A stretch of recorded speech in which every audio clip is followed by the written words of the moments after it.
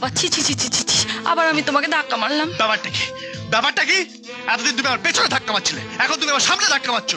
তুমি কি আমার উপরে পাঠাবার টিকিট কেটে দেবে নাকি? না না না না না, আমি তোমাকে উপরে পাঠাতে চাইছি না। আর তুমি কেন বারবার আমার গাড়ির সামনে এসে পড়ছো? ভাইলা, তুমি এখানে কেন?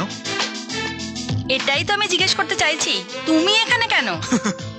এখানে পুলিশের বড়বাবু থাকে না, আমার ভালো কাজকর্মের জন্য আমাকে ডেকে পাঠিয়েছিল পুলিশের চাকরি দেবে বলে। আমিও বলে দিয়েছি একটু ভেবে দেখি।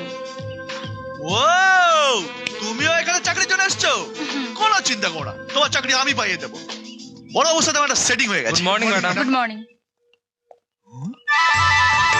ভাইলা, পুলিশ সবাইকে ম্যাডাম বললো কেন?